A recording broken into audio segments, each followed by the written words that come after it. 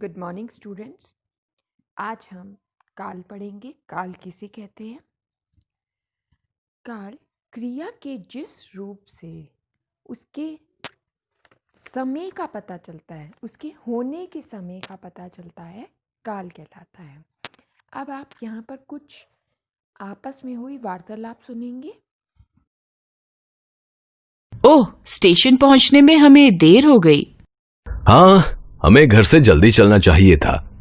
पापा, देखो दूसरी ट्रेन आ रही है, हम उससे चलते हैं। यह ट्रेन इलाहाबाद नहीं जाएगी। अब अगली गाड़ी 6 घंटे बाद आएगी। सो स्टूडेंट्स, आपने यहाँ पर हुई बातें सुनी। आपको पता चला कुछ बातें भूतकाल के लिए थी, कुछ वर्तमान काल के लिए और कुछ भविष्य काल की थी। जैसे कि आपने सुना देर हो गई, चलना चाहिए था, तो ये बातें थी बीते समय यानी कि भूतकाल की। आ रही है, चलते हैं, ये थी वर्तमान समय की बातें। जाएगी, आएगी, ये सब बातें थी आने वाले समय यानी कि भविष्य काल की। अतः आपने देखा कि क्रिया के जिस रूप से हमें काम के समय का पता चलता है, काल कहलाते हैं। काल के मुख्यतः 3 भेद होते हैं: भूतकाल, वर्तमान काल और भविष्य काल। भूतकाल जिसका अर्थ होता है बीता हुआ समय। जैसे आप एग्जाम्पल देखते हैं, उदिता ने पेड़ लगाया। दूसरा एग्जाम्पल, मैं विद्यालय से आकर पढ़ा। मेला कल लगा था। तो आपने वाक्यों में पढ़ा, पेड़ लगाया, पढ़ा, लगा था। इनसे हमें भूतकाल में हुए कार्य का पता चला। तो हमने जाना कि क्रिया के बीते हुए समय से हमें उसके भूतकाल का पता चला। तो ये था भूतकाल। अब वर्तमान काल। वर्तमान काल यानी कि चल रहा समय। जैसे एग्जाम्पल, राजू सो रहा है, हरमनप्रीत अच्छा खेल रही है, रोहित आम खा रहा है।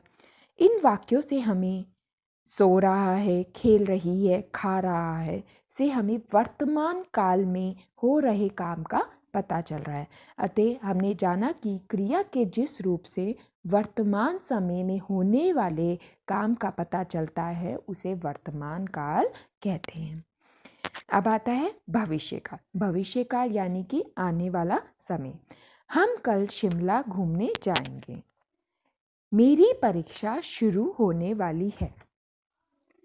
इन वाक्यों में जाएंगे, होने वाली शब्दों से हमें आने वाले समय यानी कि भविष्य काल का पता चलता है। अर्थात क्रिया के जिस रूप से हमें आने वाले समय का पता चलता है, भविष्य काल कहलाता है। वाक्यों में काल की सामान्य पहचान कैसे की जा सकती है, ये हम देखेंगे। काल की पहचान क्रिया के रूप को देखकर होती है।